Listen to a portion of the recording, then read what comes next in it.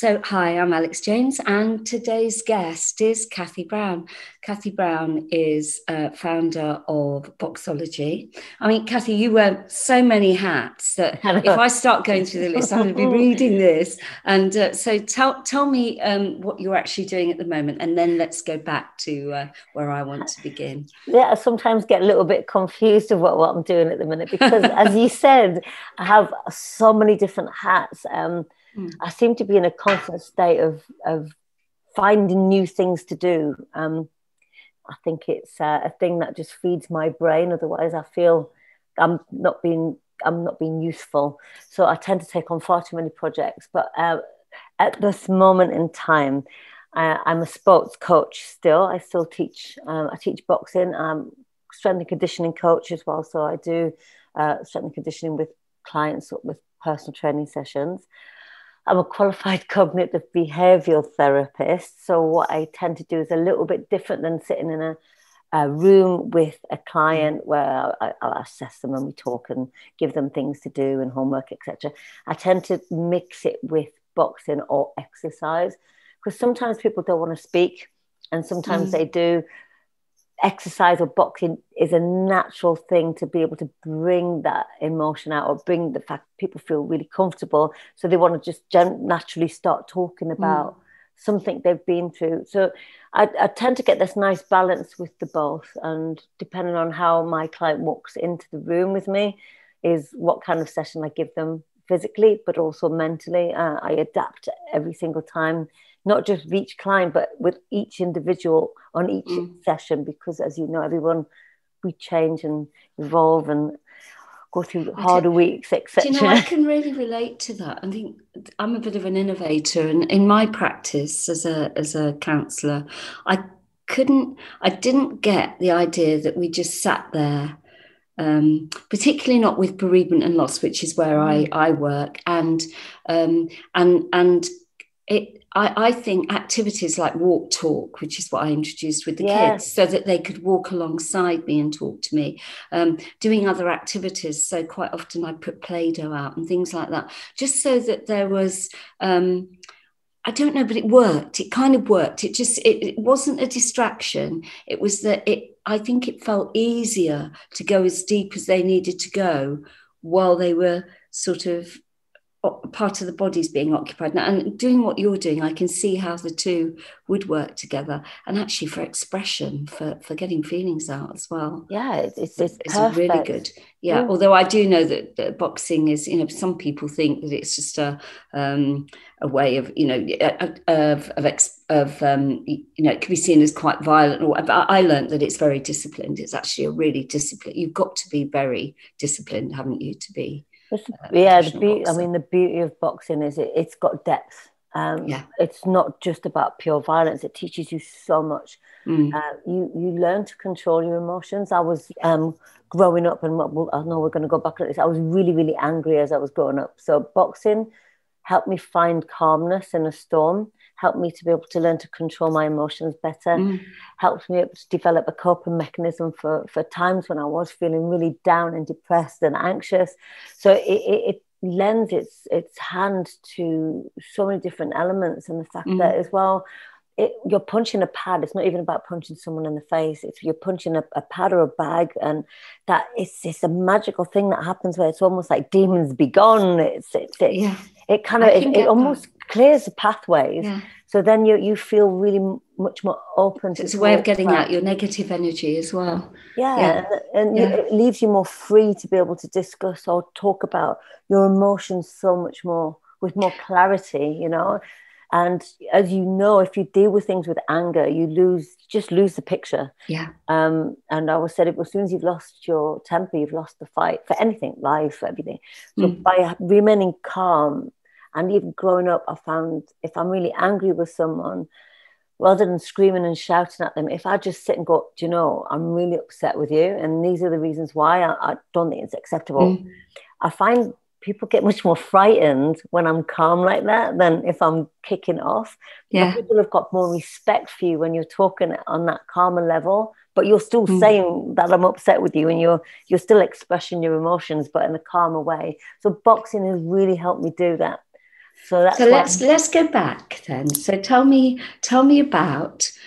Well, let's do your first childhood memory, because you were adopted, weren't you? Yes, I was adopted.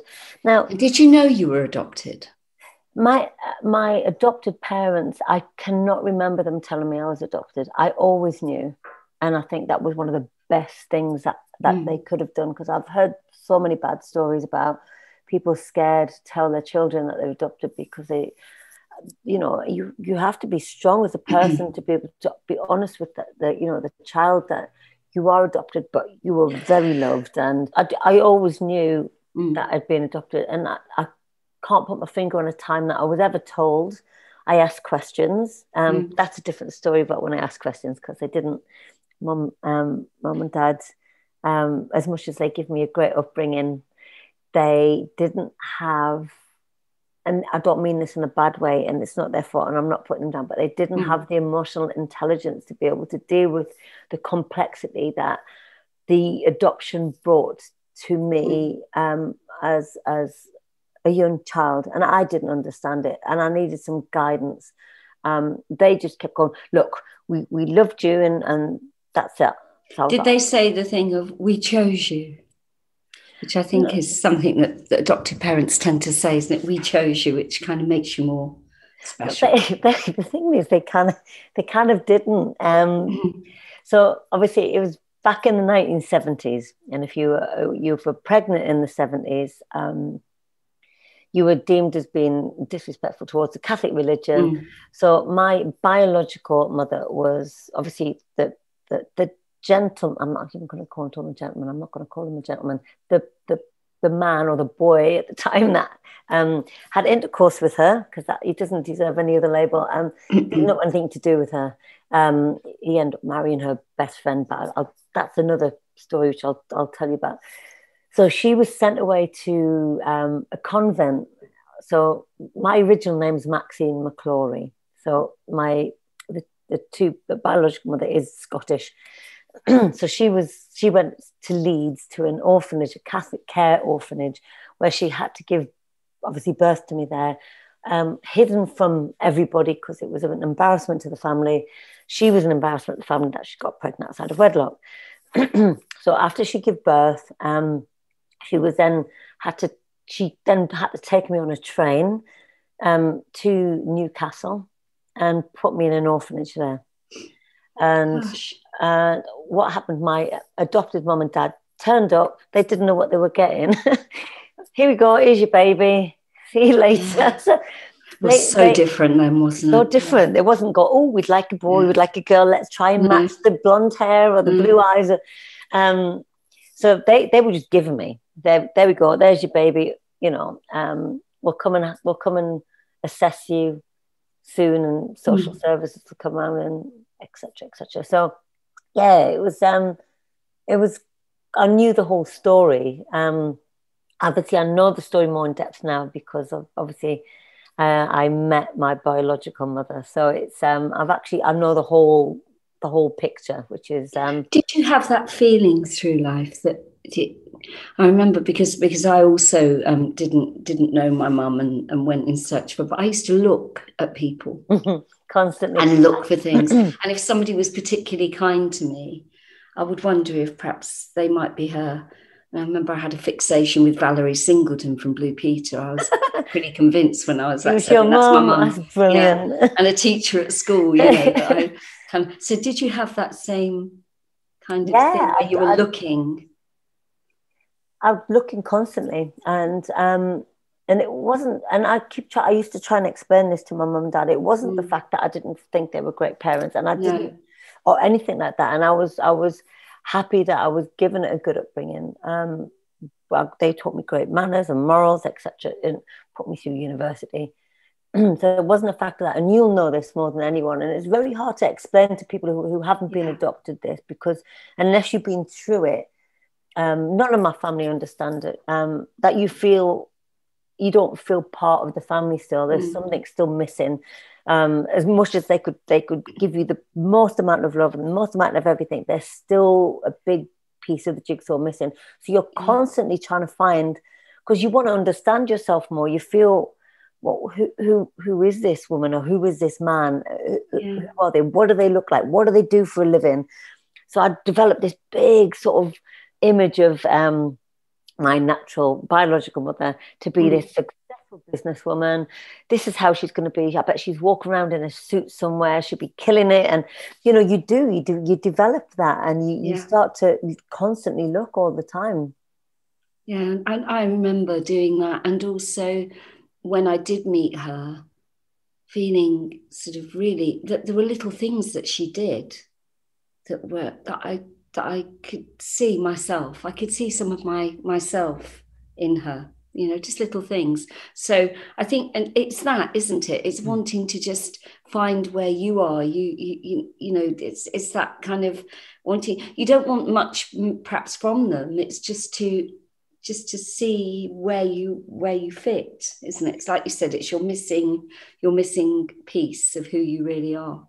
Yeah, I mean, I'll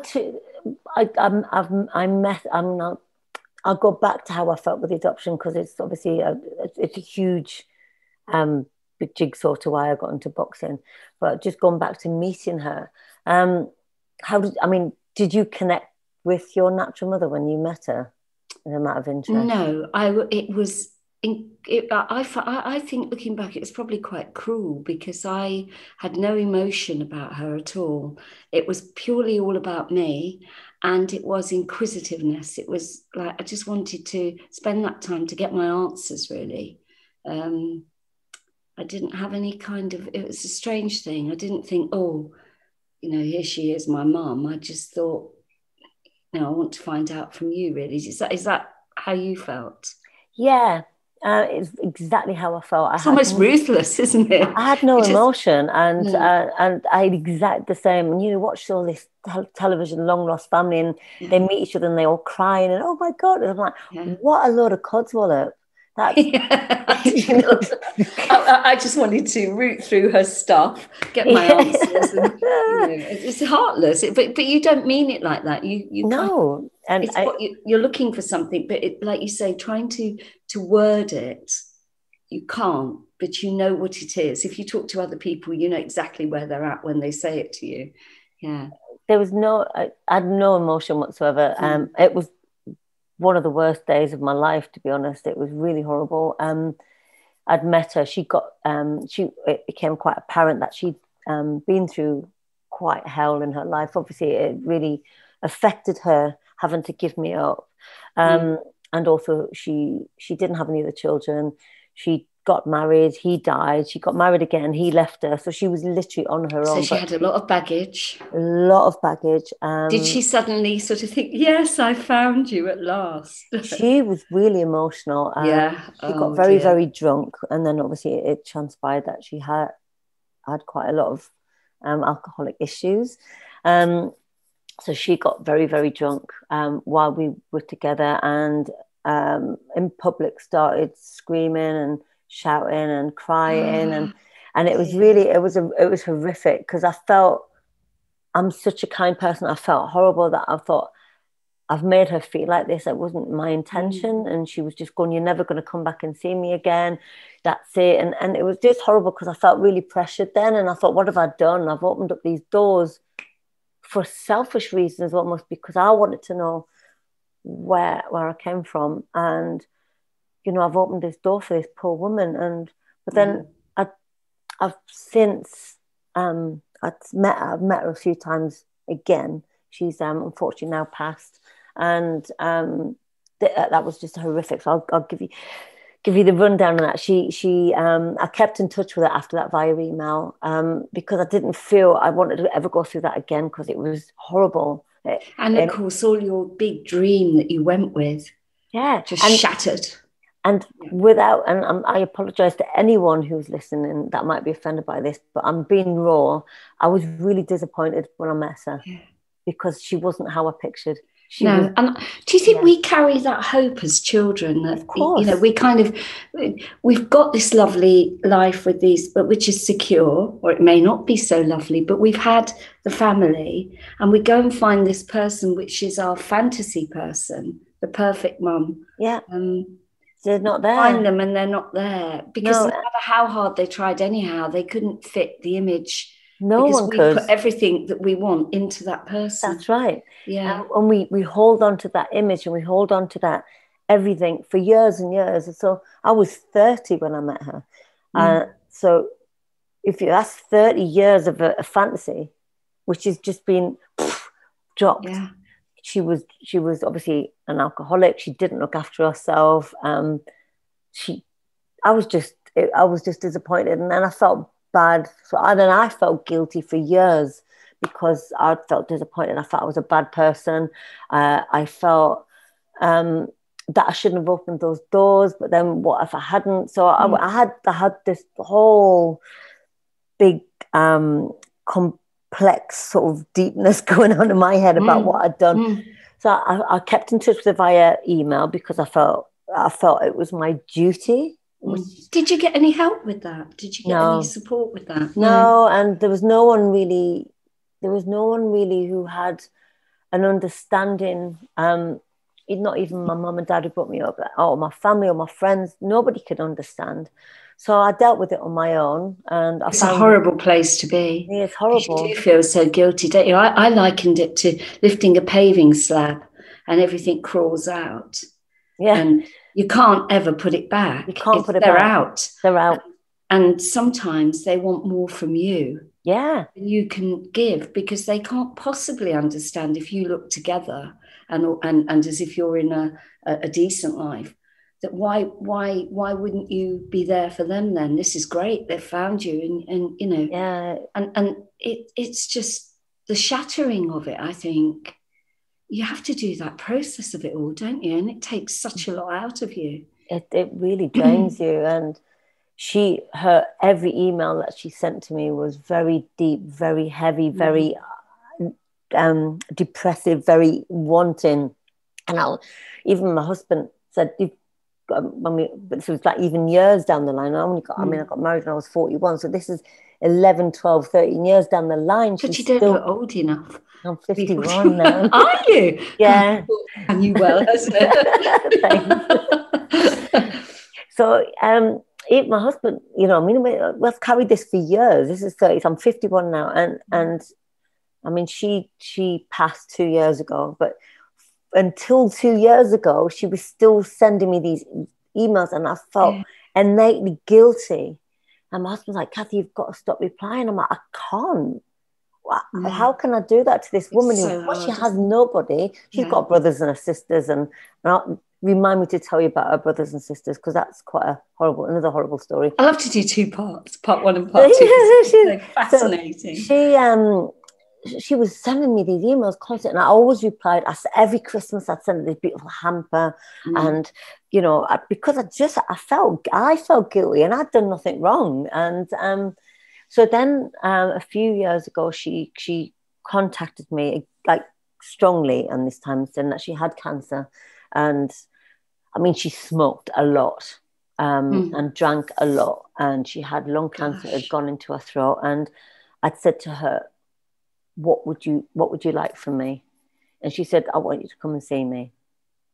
So I went back up. I took my husband with me, because I was just like, and it's really weird. I'm a bit freaked out about it, but I feel it's the right thing to do. She wants me to go to her house. And did he not want you to go? He didn't, but he was supporting me. He came with me. Yeah, that's so good. We went up to, and madly, she was living not far from my mum and dad. So we went to visit her, and I said to her, I'm coming up to obviously Newcastle, but I can come around, but we can only stay for an hour, if that's okay. Because I thought I have to set a time limit. Because otherwise she'd be there forever. Yeah, and then you get this thing of feeling uncomfortable, and I've got this thing of feeling trapped. I don't like to feel trapped. And if I'm in someone's house, I like to go, right, this is what time we're going to leave in my head. No matter, even if it's my friends, we're going to visit, we have to leave at a certain time.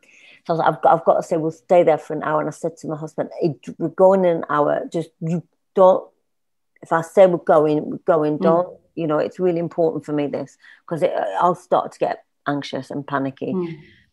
So I went there. She made me a cup of tea. we were talking to her. Her palate had gone soft, so she could have had to hold her nose to be able to speak. She was in a really bad state, but she was still able to smoke. Oh. So she found a way to smoke, and she was bragging to me about it, but she holds her nose and she found a way to smoke. Now, she didn't smoke while I was there, because obviously I'm not a smoker. I find it a horrible habit. But we came out of there, and me and my husband stunk of smoke. Like, it was, and she hadn't smoked while we were there, so she smokes a lot. And I was just like, I felt this last relief. It was like, just get out, let me get out. And I just said, get in the car, because she followed us up. Like, just get in the car. And I just drove, and then I stopped. I was like, I need to now have a bit of time, because that was just, it was horrible. It made me feel, I was doing it for her, because I felt this guilt that I felt guilt. I don't even know why I carried that guilt, but I carried the guilt. And I was trying to, and it didn't make me feel better by going to see her. That was the thing. I was a little bit disappointed again, because I thought it hadn't. Well, you've lost your hope then, haven't you? Yeah, you've lost the hope of anything. Yeah. I know on my one side of me, I'm like, I feel really good about myself that I've done something, and I know she feels good. And she sent me an email to thank me for it, and it meant the world to her. And I took her a present, and it's and did you feel with that smoke sticking to you because that's a really good almost euphemism, isn't it, of how you were feeling about her, that she kind of stuck to you? Yeah, it was. So the smoky smell and everything sticking to you as well. It's all consuming. That's what I'm picking up from you. That it feels like that time. You're getting claustrophobic about it. You can't breathe. She was still alive a year later, and I kept in touch with her via email, and then she emailed me again and said, I haven't got long to live now. So I said, what do you want me to do? Can you come visit me? So I went back again. Now, unfortunately, at that time, my husband's brother had fallen off a building and died at 29, so he couldn't come up with me that Christmas, because I went up at Christmas time. So I went on my own, and it was, again, I said I can only stay for an hour, and she was in an even worse state than the year before. And again, I just wanted to get out, and I stunk of smoke again. I went through the whole thing again. And then a few months later, her sister, who I'd never spoken to, had contacted me and said, look, she's in palliative care. So I rang palliative care. I sent her flowers, went to try and speak to her on the phone, because I felt it was the right thing to do. And she couldn't. She was in a coma, and then she passed. And then her sister would contact me to say that she'd passed. Now, I'll tell you a little bit of the story. So then I got, she'd left me in her will, which is very nice of her. I think she'd left me about a couple of £1,000. She'd split her what she owned into six people. Me, her best friend, and her 4 siblings. So she had 3 brothers and a sister. Now, I'd got this letter from the solicitor. Then I got this email from her sister going, right, so before Anne died, she said to take you out the will. And can you sign this release form to give all? So we've got the money. And I was like, that's a really bad, you shouldn't be asking me to do that. And I sat on it for months, because I was like, what do I do? Because, I mean, I don't need the money. It's not about the money. It's about honouring her will. And the will that she wrote was only a few years beforehand. And I know I'd gone up to see her. And then her brother contacted me, and then he got really aggressive and said, why have you not signed this? And I had to speak to a lawyer. I'm like, what do I do? I need some advice. And he said, don't sign it. Tell them to take out all the expenses, and then what's left, split it 6 ways as per her will. So I did that, and then it got really aggressive. Her brother started sending me horrible messages on my athletes page on Facebook, and her sister was contacting me via email, and I sort of spoke to their solicitor and said, you need to tell them to stop contacting me, because they're getting really aggressive. It's not fair to put this on me after everything I've been through. So that's what we did. And they obviously don't speak to me. They never spoke to me anyway. And her brother was sending me an email saying, I wanted to always meet Anne's child, but now I never want to meet you. I'm like, but if you wanted to meet me, you would have made an effort beforehand. I'm like, in my late 40s now. So just, you know, so it wasn't a good experience about that. Am I allowed to say sperm donor? Because that's all he allows. You can say whatever you like, it's your story. Yeah. I don't think he doesn't deserve the title father or dad. He doesn't deserve that for the fact that he left her pregnant. And but of course he's got his, if he ever watches this, he'll have his own story. I don't care what he thinks. Yeah, he can have the story. No. He was horrible. No, he was horrible. I met him. You met him as well? I met him. Shortly after I met her, he came down to London with his then girlfriend. It transpired that he'd married my biological mother's best friend and had 2 children with her. And so obviously they split up, which I got the blame for, because I had this dark closet came out. The dark secret came out the closet, and it was actually my biological mother that had contacted him. He then had to tell his then wife and his children that he had this dark secret. So his son didn't want anything to do with him anymore. I caused a big hoo-ha. He told me that his wife, because I'd contacted him, his wife had left him. So a year later, he'd obviously met someone else. He'd come down to London. He'd met me. Fine, no problem. He then contacted me saying he wanted me to come up and meet his family, his son and daughter. And I said, oh, absolutely, of course. And these are your half brothers and sisters? Yeah. So of course you wanted to meet them? Yes, of course. So I'll come up, but I'll fly up because they lived up in Scotland. I'll fly up, but I don't feel comfortable staying with you, if that's all right, because it's a bit weird for me. I'm coming into a realm that... and you'd already had this experience with your mum, or were going through that with her. Yeah. So could you put me up with a local B&B? That's what I asked him. And then I got this email. Ages, it was months past. I thought, he's obviously a bit busy. Then he said, I can only transpire that you have an issue with me because you haven't emailed me, and was it because you asked me for money and I didn't give you it? And I was like, I'm sorry, there's no way I've asked you for money in any way, shape or form. I said to put me up in a B&B while I came up. I'd pay for the travel, the air flight up, and I don't owe you anything to do that, but I said I would do it, obviously. And then he sent me this email saying, no, you have got mental issues. I'm like, yeah, no shit, Sherlock. I think everybody has, if they're honest.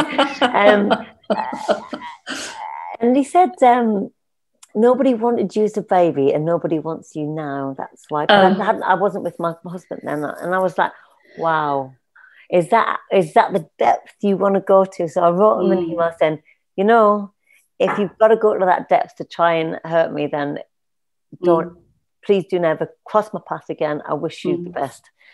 And then he backtracked. I'm really sorry. If someone can say that, like I forgive, but if someone can say something like that in an attempt to really hurt you, that is the lowest of low that you can go. And it really does hurt, doesn't it? Yeah, I was like, that is hurt. Horrible. What a horrible man. And I've had nothing to do with him ever since. And he tried to contact me a few times. I'm not interested. Like, I'm really not interested. And I will never feel guilty about that, 100%. His daughter got in contact with me.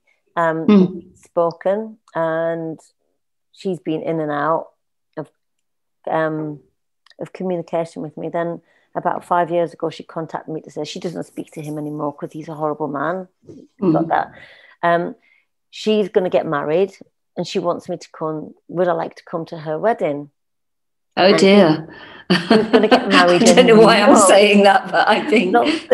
So I've been invited to this wedding in New York because she lives in Scotland, and I was like, yeah, let's do it.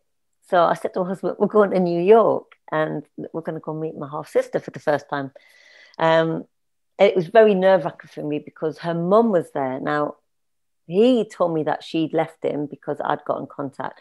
He'd also told me that his son wanted nothing to do with me either because of this.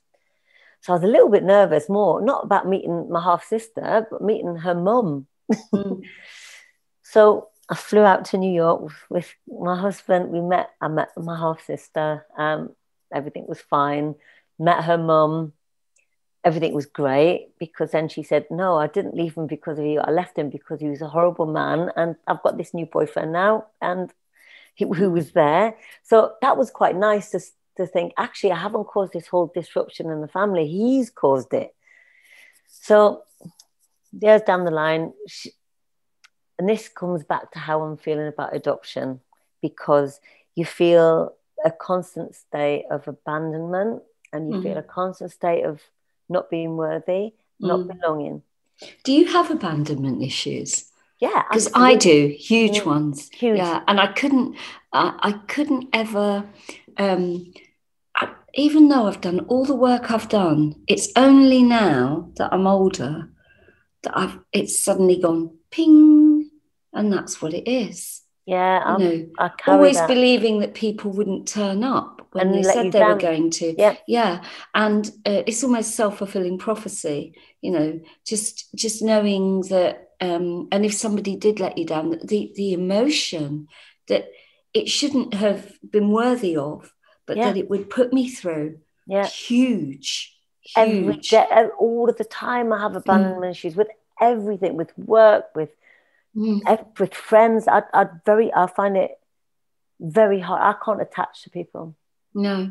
I like to, everyone's at arm's length away. It struggled me for years with my husband even. And I even get moments of going, oh, wait. And I'm like, Cathy, stop. You're married to him. He loves you. He's, because you're scared. You're scared because it's painful to be. Do you know what a therapist said to me? That somewhere in my mind is that memory, because my mum just left me. She just left me. So somewhere in my mind, because I was one when she left me, is that memory of that day that she left me. Whether I remember it or not, it is there. It's there. And so that emotion is there. And then coupled with this, like you said, Valerie Singdon, she's my mum, or whoever it would be at the time, that I was focused on.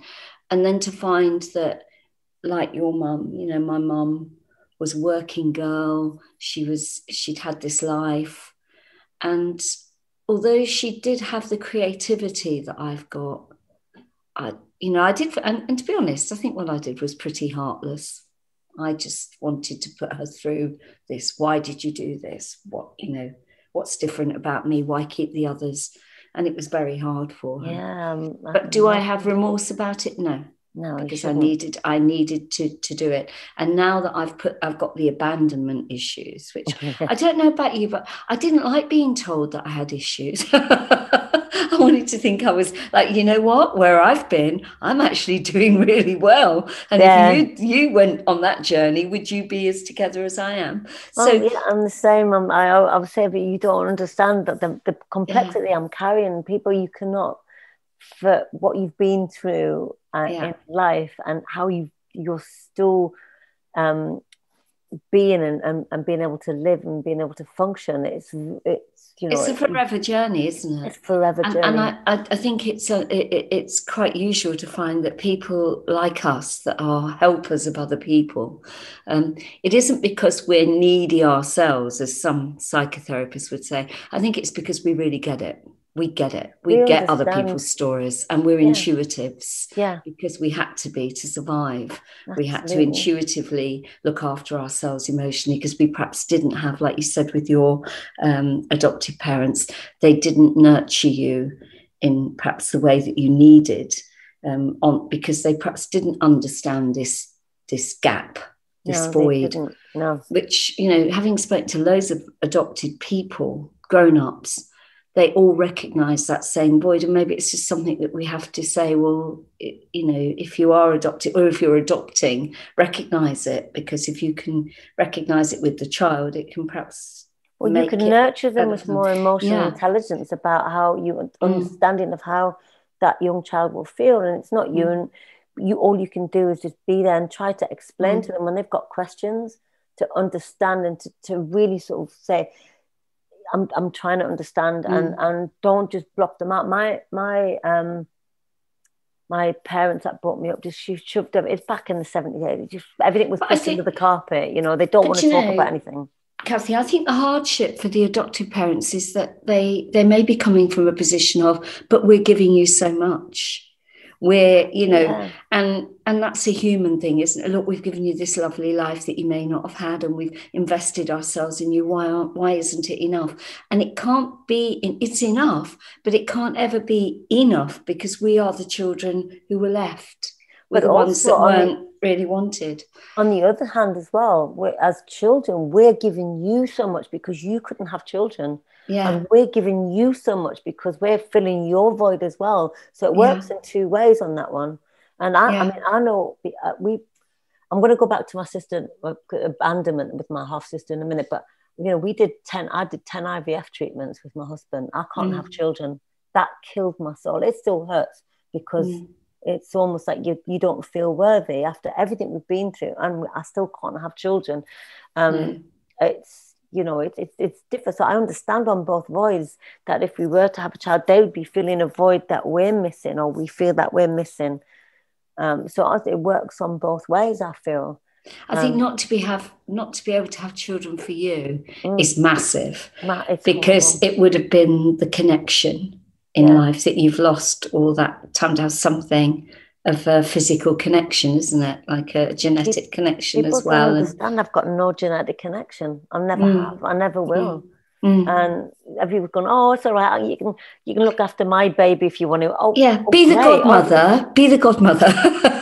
or you know, we chose not to have them. We didn't want them. I think if you are a natural mother and you want to have them, there's nothing that anybody can say, really. No, and it's nothing. A continual loss, isn't it? It's a lifelong. It's a lifelong loss, and people don't understand that either. Nobody understands that unless they've been through it. And I mean, you know, even with my husband's family, all his brothers and sisters have got kids. We don't get visitors ever. Nobody visits us, but they get their brothers and sisters get visited all the time because they've got kids. So you must feel like it makes you feel even more of a failure, you know, and that it's. Do you ever think, as if it wasn't enough that what I've gone through, now I've got this as well? Do you ever think like that? All the time. I mean, it's not even just this. I've been through so many things in life that I'm like, here we go. What more? Yeah. Here we go again. You just think, what more? Yeah.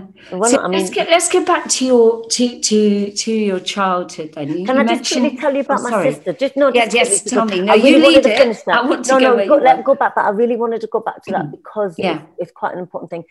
About abandonment. So my half sister, we went through all this New York thing. I'd gone to visit her in Scotland. She came down to London to visit. I'd talked to her brother, who was apparently didn't want to speak to me, on the phone. He lives in Australia, for an hour. And all of a sudden it just goes dead. Nothing. And then they stop being in touch. And then maybe a year later I'll send her a text message going, hey, how are things? Oh yeah, things are really good. How are you? Okay, done. Conversation.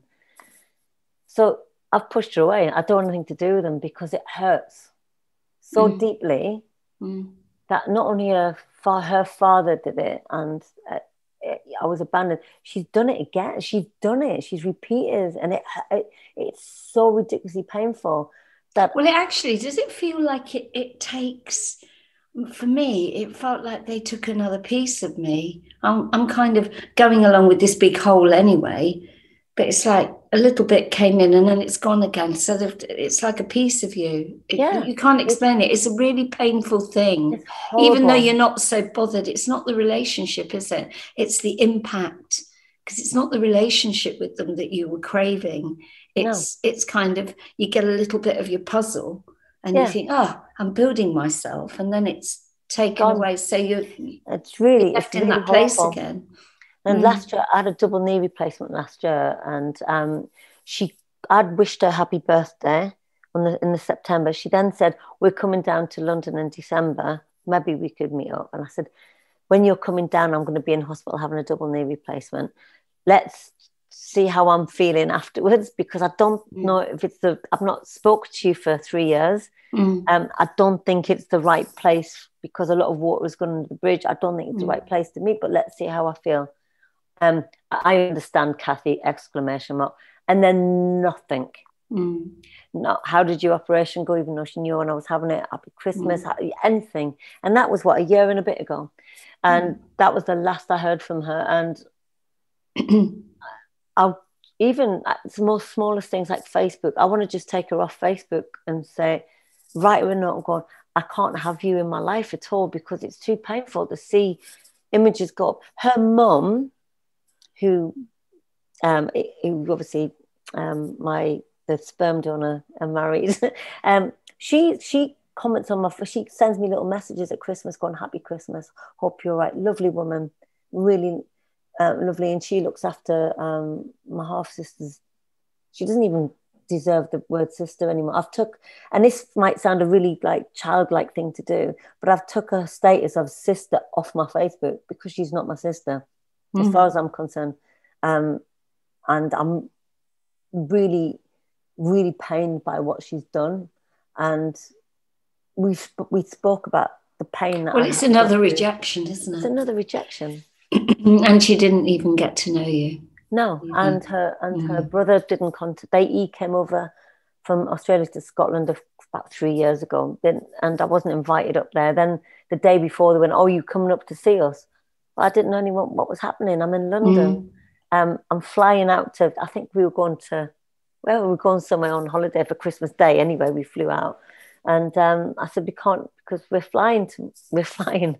And then so I didn't feel part of the family. I don't feel part of anyone's family. No, I just don't feel part of anyone. That's exactly how I feel. You do think you're a standalone. Yeah. You kind of stand alone. And unless you're in that position, I don't think anybody can. No, it's such a lonely place. I always say you get very, very lonely, because not only just with the adoption, with obviously all the IVF and the reason I got into boxing was because of the adoption, but also because I was in an intensive abusive relationship at 16 as well, and 15. So all the things that you've been through, and you feel that I've done it on myself. And to have, it's fine, like having not someone understand the adoption side of it and people don't relate, then the IVF side of it, then the abuse side of it, then all of these things we've been through. There's less and less people I can speak to, because there's less and less people who understand the journey I've been through. So many therapists and counselors, and I'm like, how can you understand? Half of them haven't. Just hold on, I've got a cough. I don't know why I've got this today. I think I've absorbed so much hand gel on my hands, it makes me cough. Yeah. It's horrible. It just dries you out. I can't have COVID, though. I'm even telling you on this. I haven't got COVID. Don't worry. Shit, put the mask on. because I don't go anywhere. I live in the middle of nowhere, so I'll just have another. I don't want to keep coughing. It's a sensitive mic, and it'll be. Yeah, I really get that. I really do understand that. And I think a lot of the people I don't know if a lot of the counsellors that do the work, or the therapists that do the work, have been through the experience. They haven't, and they've got to tick all the boxes, is what we said earlier with the BCP. It's great. You need a governing body, but I can't tick all those boxes, because, as we said earlier, our intuition is what guides us to being good therapists. It's not because we ask them this question and we're getting watched to make sure. I can't do all of that either. I can't do it because my passion is people.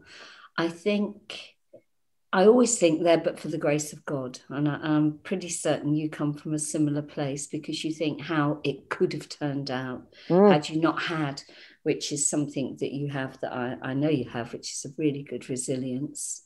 And where does that come from that keeps you going and keeps you able to help others in the way that you do? And I think it it in some ways, maybe our life experiences, we instead of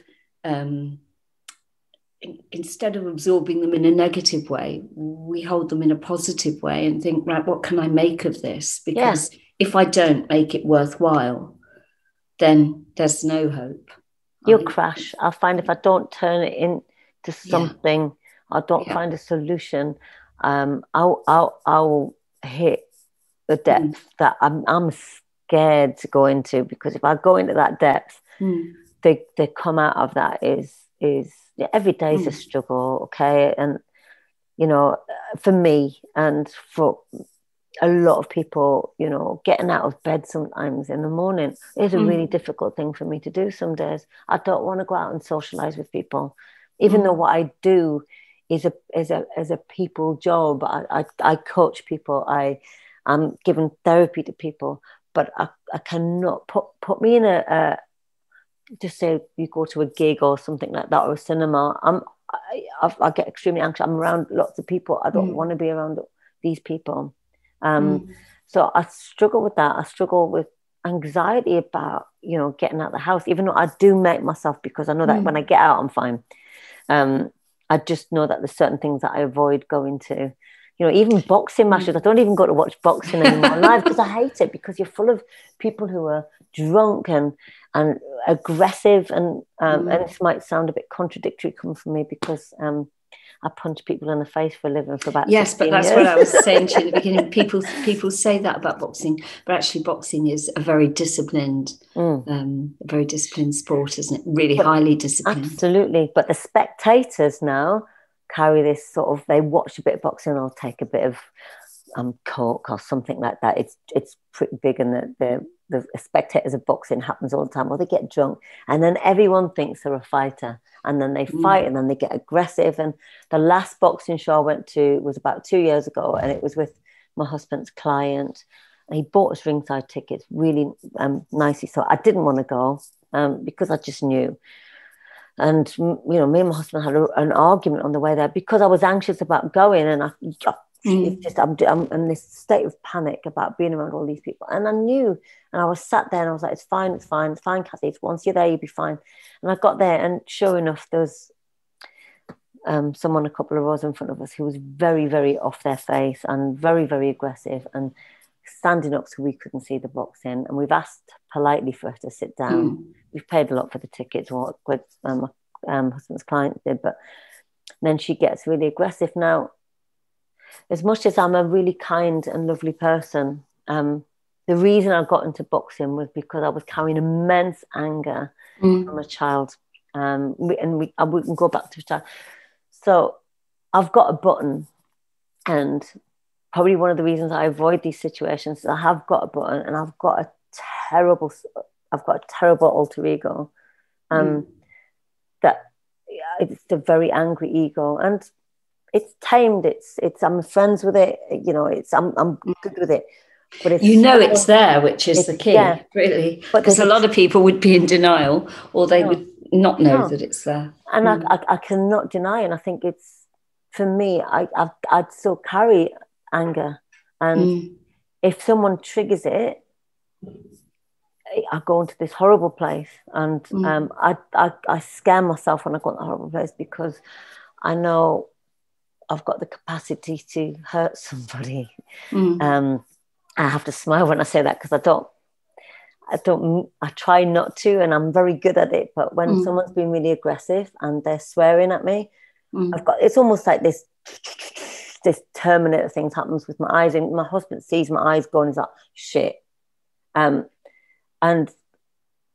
my adrenaline goes, I go into this boxing mentality that I couldn't settle, and that's a kill mentality, isn't it? Really, I went into a kill mentality. I told a boyfriend that, and I'll say this without swearing, but I swore quite a few times, and I said to him, "You need to make her sit down, otherwise someone's going to die," basically, and not in that calm fashion. And he has luckily moved her from the situation, and it took me about 2 hours to come back down and to stop visualizing in my head what I wanted to do to this woman. And that's my scary side, and that scares the hell out of me that I've got that. And so you channeled it into a disciplined, that's right, sport where you could exercise it. That's almost right. like having I want to say a really vicious dog, but when you can control it and exercise it and give it what it needs, you can then be in control of it. Exactly. And so when I was told I had to retire from boxing, so I'll go back into it. I'm not avoiding my childhood, I promise you. No. I used boxing as a massive vessel. So I was kickboxing for 6 years, and I was the second woman in the country to get a professional license.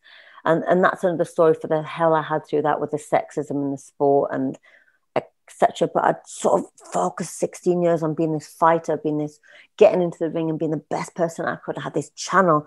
So when I was told that I had to retire because of neural damage in my neck, wow, it was, I hit really bad, like depression. And they took away both of your crutches, hadn't they? Because that's where you had parked the stuff from your childhood. You'd actually parked it there and it was safe. Yeah, it was safe there. Yeah. And then that's why I studied therapy and psychology, because I needed to understand. I needed to really get to depth because, again, as we said, when you're adopted, you're on your own. I can't rely on anybody else. I've got to rely on myself to get myself through this horrible patch in my life. So with therapy, self-therapy, and with understanding the psychology side of it, I tamed it a bit more. But however, I haven't got the boxing, I haven't got the fighting now to really tame it as much as I should. So I've still got this internal massive demon here that just, if it's triggered, it will go. And that is the part of me that scares me. Like, I won't get drunk. I'll drink. I like good fine wine over dinner. Yeah. I like a little bit of rum, but I will not drink to get drunk because it brings that side out. And so there's certain things I avoid, like going to boxing shows, which is sad because it's been my life. But I avoid boxing shows. I avoid sort of any gigs where, people are singing, or any sort of festivals, and that would never ever go to it because I find I don't do that either, but mine is almost a reverse, because I lived with my father and with constant different foster parents. Most of them were very aggressive. And they became aggressive because they didn't get paid in the way that he said he would pay them. And so they would take it out on me. So I had an extremely violent childhood. So my no, because we're almost, it's almost like a mirror image. You had the caring, but I empathize, I understand. Yeah, but I didn't have that. So my fear is aggression. I can't be I can stick up for myself. I find the power to do that. But if somebody is overly aggressive to me, it terrorizes me. Yeah. It puts me in a place of absolute fear. And instead of being like you and coming out, as I would like to do, I become the frightened child. And I revert to being the frightened child. It takes me a very long time to come back out again. Whereas that's really interesting that you had a little bit of the nurturing until you were 16. I'm assuming until you were 16, when you went through this really horrific experience, but by then you've now developed this kind of resilience to your anger in a way, but then you focused it. Whereas for me, I didn't ever I didn't find a place to put my fear, really. So I'm more, I don't like to drink excessively, and because I don't like to be out of control, and I don't want to be a victim to anybody. Yeah. I mean, if I was with you, for example, and we were in a situation where someone was being really aggressive to you, I'd become very nurturing and I would protect you naturally. If someone's very angry in my face, just say, I don't know, someone loses their temper. Like if my husband loses his temper with somebody, I'm the best person to be around because I understand anger, so I can really people. I understand. So when anger's happening, because going back now to my child. My adopted father was very, very angry too. Very angry. So you had that too, then. Yeah. So it's not what I've just said is not true, because I was thinking, oh, you had these. That's an assumption. Let's cut that bit.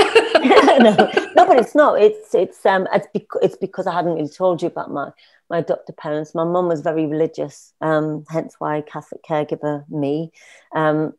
My dad wasn't so religious, but he was just angry, and I'm angry with everything. With my mum, he was horrible to my mum, but my mum was just so accepting all the time, and she wouldn't stand up for herself, and it just upset me that we used to talk to her terrible and like shout and scream at her all the time, and then shout and scream at me. And I remember I faced up to him when I was probably about 14. He kicked down the door to throttle me. You know, we used to get, from my days and from your days probably as well, we used to get a slap. I used to get the cane and the strap at school as well. But yeah, so did I. All the time. All the time. Because I asked questions and I was confrontational and disruptive, they said. Yeah, same here. I just wasn't a person to sit, and I wanted to know why I was doing something before I did it. Me too. And I still have that now. I was seen as confrontational and disruptive. Full understanding of everything I do. Full understanding. Yeah. I can't do anything without. And they said I was disruptive and I talked too much. And again, I had a lot of anger issues. So I smashed a lot of windows at school. I punched a lot of holes through my mum's wall. I smashed things, and not people. I smashed things, and I have. I think the last time I smashed something was probably about a year ago. So I can't even. Well, I throw whatever's in my hand. If I can't cope with this big darkness that's about to erupt, I have to throw something and go for a walk, because I haven't got boxing anymore. But I did it as a child all of the time. But I don't know whether I learned that from my father, who brought me up like that, and because I could see he was angry. I remember one of my earliest memories, because I forgot a lot of my childhood, and I'm almost sure something bad happened to me in my childhood that I can't remember. I really blocked it. I blocked it. I remember my dad hitting my mum in a car, and that scarred me for life. That's my earliest memory, because it was hideous. And when I stood up to my dad when we were 14, he went to hit me. I said, "Do your best. Let's see what you've got." And I really stood up to him. And he carried on being like that. And even my mum got really bad dementia, and I was going up to Newcastle every 2 weeks for the 6 years. My mum passed not last year, the year before. My dad died the year before that. So I've lost everybody anyway now. So I'm an orphan. You're an orphan. I'm an orphan like again. So when I was going up every 2 weeks to look after, my mum had dementia. She died, and you'll understand this because this is your forte about bereavement. But I bereaved her for 6 years before she died, because she didn't. Because you lost her before she died. That's it. Yeah. And it's a real horrible process that I went through. But my dad was really horrible to her. And I actually, for the first time, I had my dad pinned against the settee. I was gonna. I nearly docked out on him. I nearly did the Terminator, because I heard the way he spoke to my mum, and I was fuming. And actually, I made my dad cry, and I felt really bad, but I had to get my point across to him that you can't talk to people like that, because he was scared of me. He was crying because he was scared. And I said, "It's not nice, is it, to feel like that? Because this is what you're doing to my mum every day. This is what you've done her whole life. And I'm not having it anymore. My mum is ill. She's got dementia. Yes, you've got bad knees and you can hardly walk, and you're feeling sorry for yourself because you're having to look after her. But I'm running your house for you. I'm doing everything. I buy you shopping. I do everything for you. There's no need for you to be so angry." So, but I didn't do it as calm as that. And, I went and shook his hand. I cooked him some dinner. I shook his hand. I'm sorry I swore at you. And I'm sorry I shouted at you, but, it gets me upset. And, we shook hands. There was no cuddling. I had no love in that fact that mum and dad never told me they loved me. They weren't cuddly. So I've grown up. My husband struggles with it because you're self-grown, aren't you? Yeah. Like me. We're self-grown.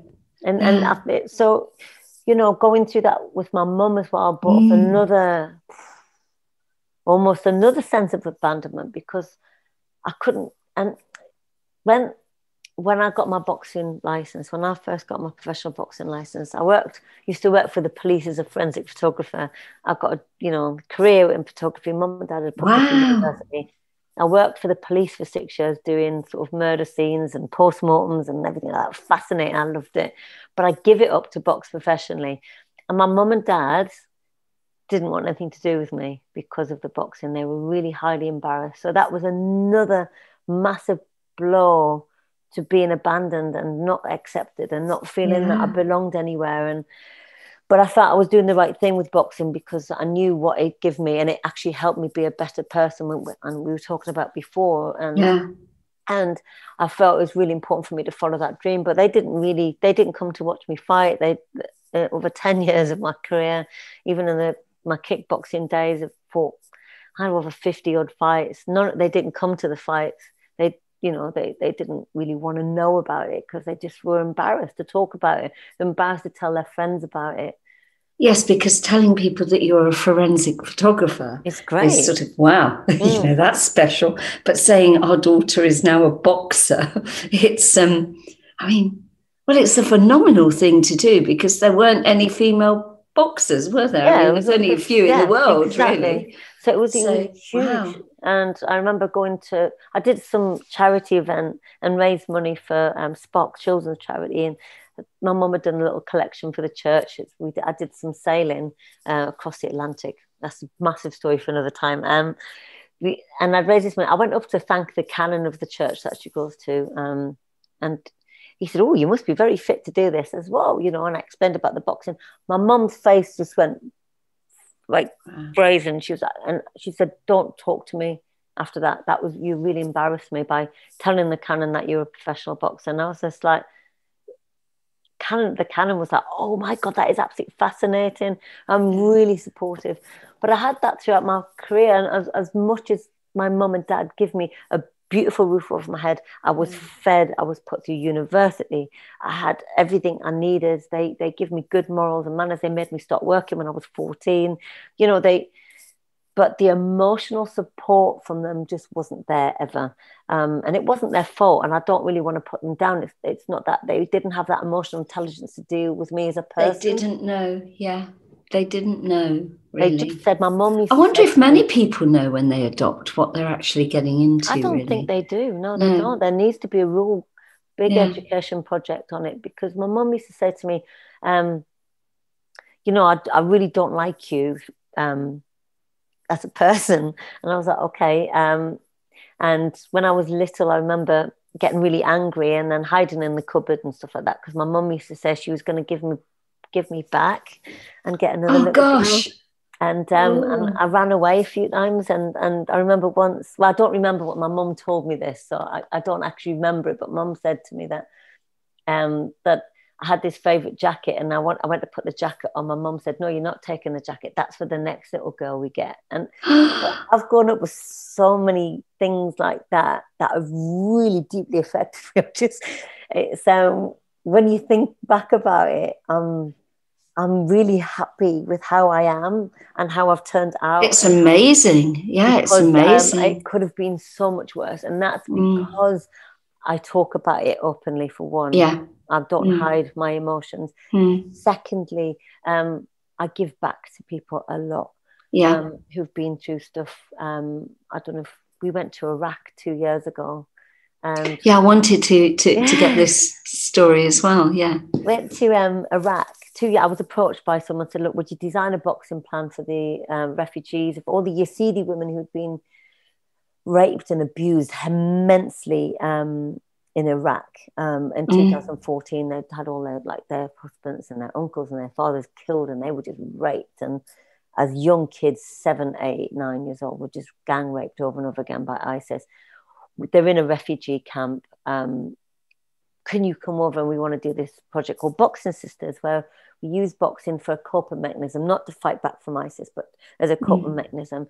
And she approached me because she'd sort of read about me being in this really heavy, abusive relationship at 15, 16, and which ended in quite bad rape. And I'd actually left him, and he tried to kill me and tried to break into the house, etc. And that's why I left home earlier, because I needed to get away.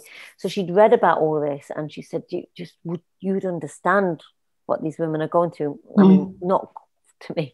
It's quite funny because I'm like, oh, I don't understand what they've been through. That must have been horrific, even though I've been through horrific stuff, but I've dealt with it. But I can't imagine being gang raped over and over again. Bad enough by one man. So I'd said to her, listen, I'll tell you what we'll do. I'm going to design a boxing program, and me and my husband are going to come over to Iraq, and we're going to run the boxology programs. The boxology, when my dad had died, I needed a coping mechanism. So I threw myself into designing this boxing education program, which is accredited by the governing bodies. So I'd spent years and years developing this program that we run an education system in the UK. I took this education system over to Iraq, and we trained 3 women up. So every morning we did boxing classes with 20 women, and then 3 of the women we chose, we ran separate workshops with them all afternoon, every day. So we trained them up to become boxing coaches. So we stayed in this refugee camp for 8 days with these women and children, ran this whole boxing program. They still teach boxing now in the refugee camp, and the spiritual food I got from that is second to absolutely none. Not even it's to better than boxing what it did, because you come back and you feel, I've helped all these women cope with rape, cope with being orphaned, and it's just. Does that make you know, I think that's what I get out of this work that I do with the critical instance, stuff like that. It kind of, it can't change what's happened to us, but does it make it seem like it was for a reason then? Because I've helped so many other people because of my life. I don't think it was for a reason. I believe that what I've been through wasn't my destiny. Maybe what I've been through was what I've been through. It's just life. It just happened. I was just met the wrong man. I was just obviously adopted. There's nothing I could do about that. I'd met the wrong man when I was younger, and all these things have just happened. IVF, just because we'd left it too late. I didn't get married until I was 41, just because I'd been in a few bad relationships, and I just wanted to be on my own, coming back to the independence. So what I think it is I've used everything that I've been through. Yeah, that's what I meant. Road. So, because if you didn't, what would your life be? You know, to be able to gather up your life experiences and use them for a positive end, kind of gives you a place. Yeah, it gives you a sense of self, sense of worthiness. Yeah, and like it keeps you kind of whole, doesn't it? Even in the worst experiences that you're helping people with, and it's. I mean, it's very difficult to explain that, I think, because some people would see it as, oh, you know, maybe you work through your own stuff. But it's nothing to do with that. No. It's to do with, it's something that's missing in us that fulfills, because it gives us is it like a credibility for being here, the purpose. It gives you the purpose, the sense of purpose, sense of self, really. I think we have to, you know, I don't think you're born with a purpose necessarily. I think life, for me, in my opinion, life builds you that purpose, and you've got to make a purpose from what you've been through in life. And I feel that's really important for people to find something that to do rather than just existing. Almost like we're on the planet once, in my mind. I've changed a lot spiritually through my years from what I've believed in, but now I'm very much a humanist, and the fact that I'm nice to you because I want to be nice to you. I've got no fear of any power that's going to strike down on me if I'm not nice to you, or I'm not going to make it into heaven or whatever. I'm nice to you because actually I want to be nice to you because I'm a nice person. I want to help women in Iraq because it gives me a sense of purpose. I want to help people coaching and doing therapy, and because I get something back from that, and that gives me that purpose. So that is just my belief, and I like to stay grounded in the fact and not have the feeling that I've got spirits looking over me, because I feel this is coming back to abandonment here. If you are relying on these spirits to guide you, or you're relying on God or whoever you believe. And I'm not poo-pooing faith, because it's got its absolute place.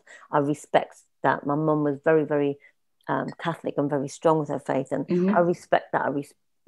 It's what everyone's different. But for me, with my abandonment issues, even relying on a spirit, I don't want to do.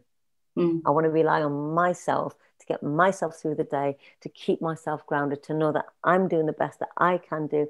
I'm on this planet. You know, there's no one guiding me. There's no one protecting me. When I die, I'm not going to go into this beautiful sort of like heaven-like place. I don't want to live in false hope, because when you live in false hope, you get let down. And this goes back to me, abandonment from being adopted. It won't allow me to do that.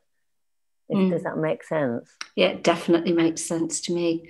So this honesty that you have, you know, I remember in my marriage, the honesty not kind of being appreciated.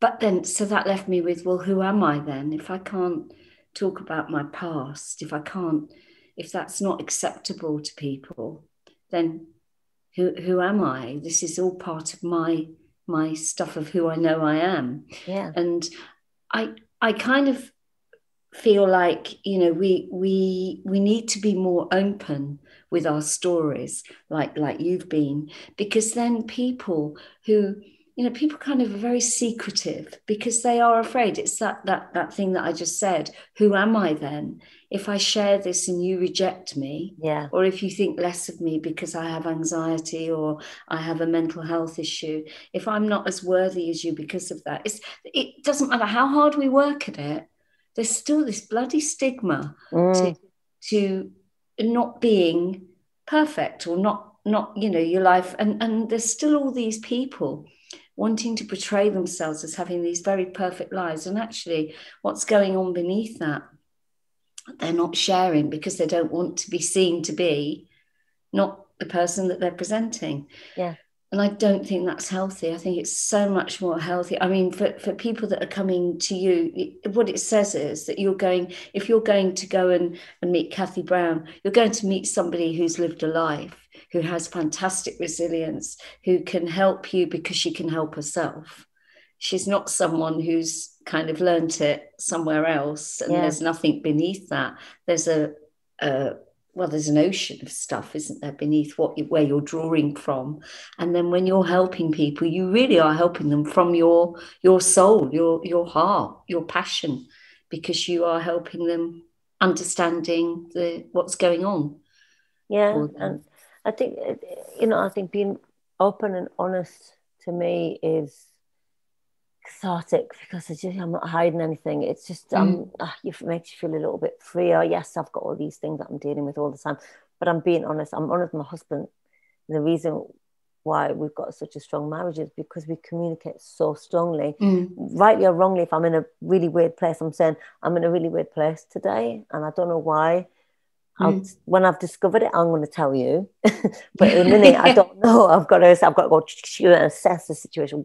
What is the matter with me? And I've had that with even setting up this new gym at the minute called Boxcentric. I've had that with that, because the owner has just got so much faith and trust in me. He's just left me to do everything, and it's almost like I keep getting these things on. I'm like, no, I've got this amazing knowledge, but am I worthy of it? Yes, I am. That's it. It's the word people, worthy, isn't it? Are people taking me seriously? And, you know, almost like and this sounds really crappy to say, but I almost demand respect because of what I've been through in my life. I want people to respect me. I don't want people to be like talking down to me, because I hate that. It's one of my pet hates when people call me love or darling or something like that. I'm like, don't do that. I feel it. Don't talk down to me. Just you want to be credited for your knowledge and for the experience that you've been through in life. If I'm not sure about something, I'm very open. Going, I don't know about this, but if you know, so I think going through and being very open gives you that sort of like, you know, that you've got that knowledge and that wisdom to carry on with people. I think the difference is as well that we can back it up.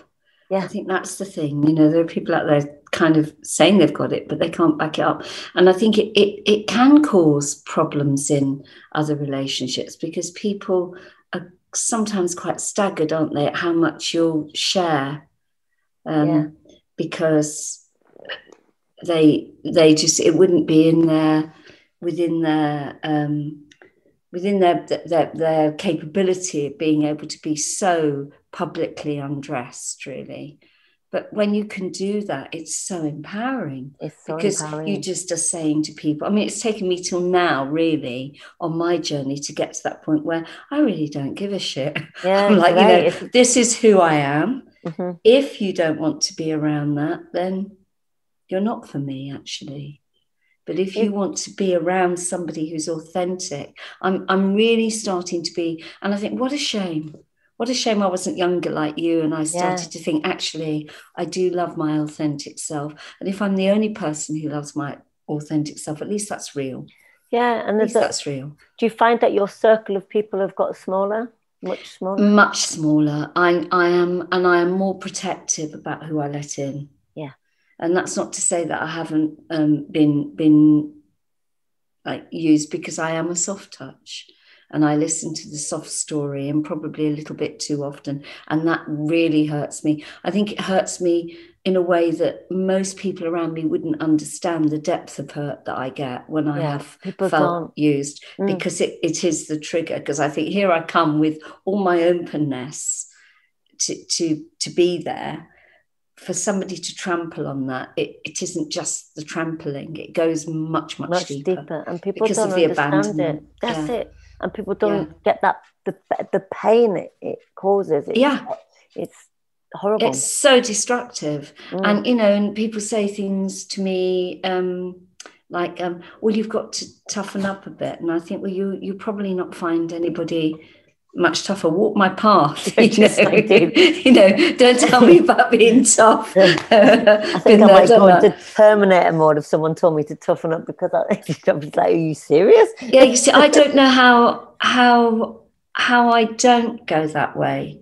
I think with me, it just fills me with sorrow. My emotion is sorrow. It's sorrow and retreat.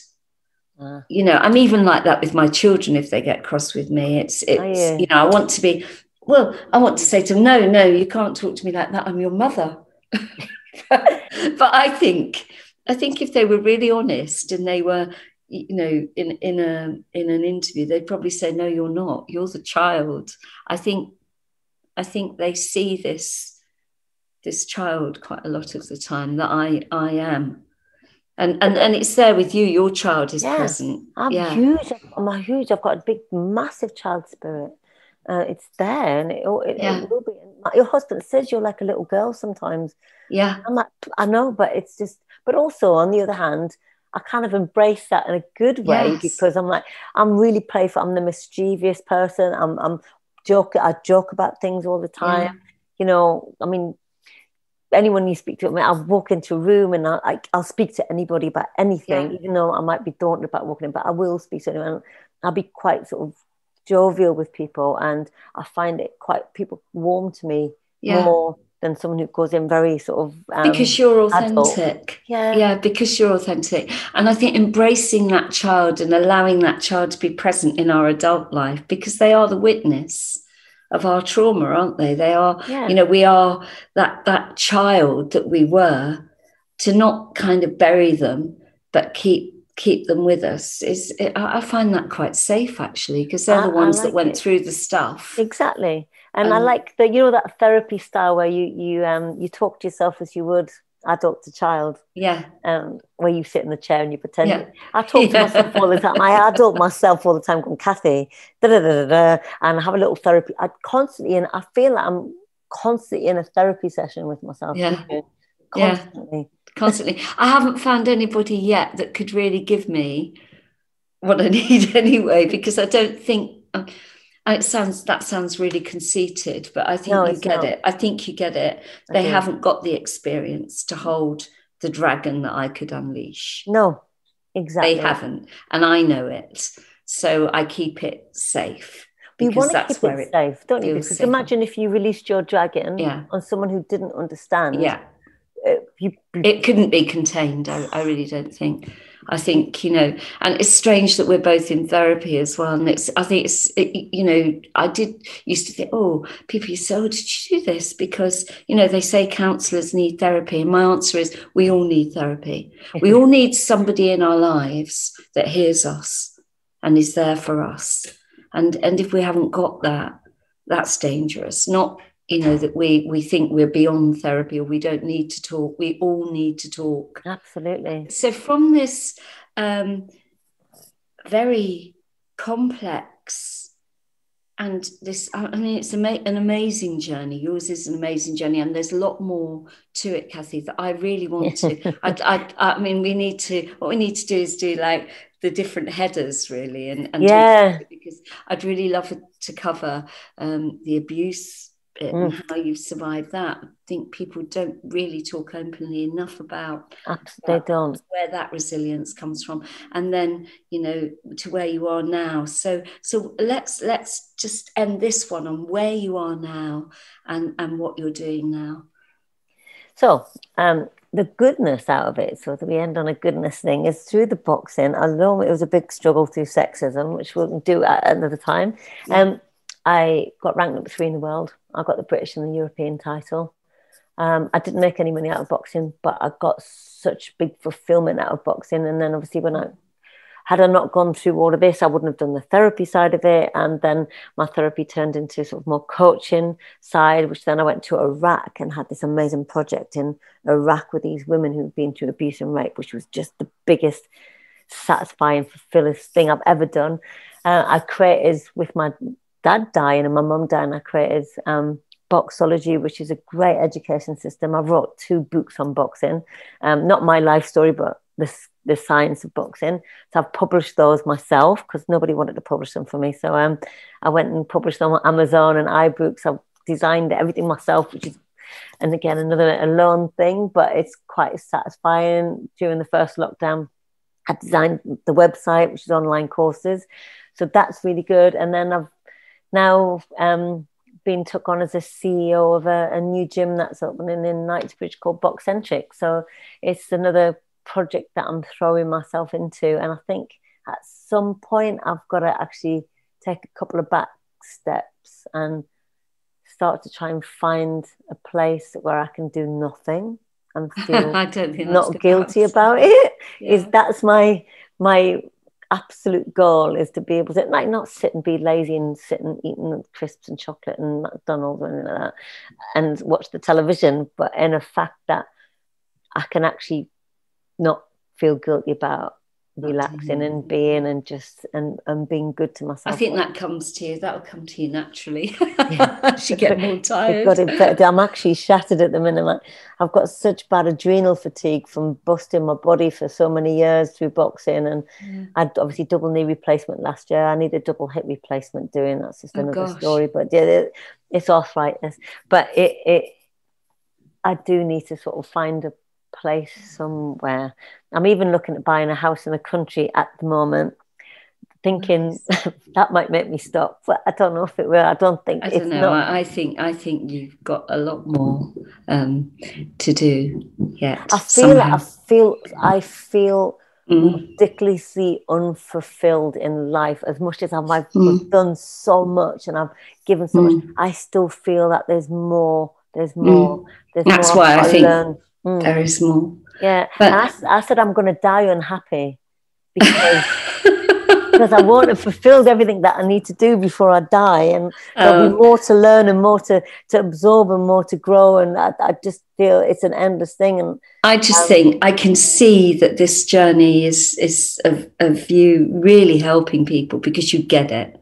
Yeah. You know, it ought to be called Life I Get It, really. You know, because I don't think many people really ever get to that place where they really get it, and that's exciting. That you've got so much to offer. We're going to Nepal this year, by the way, as well, with the Gurkhas to help all the young girls who've been trafficked. Oh my goodness! Listen, I want to have that story as well, and hopefully, when this lockdown is over, I'll get to meet you. Yeah, really, honestly, we just have to meet up. I just feel this affinity with you. Yeah, we will definitely. But for now, Cathy, I am so grateful, and I reckon that anybody watching this is really, you know, it's inspirational. Your story is inspirational. I hope so. But I think it you know, there's hope when you see people survive things and achieve things. There's hope in that. And yeah, thank you so much. I really have loved talking to you. We could talk for more. Yeah, we will. Well, we will. We'll do some more. But Cathy Brown, good luck with all your new ventures. Thank you for joining me.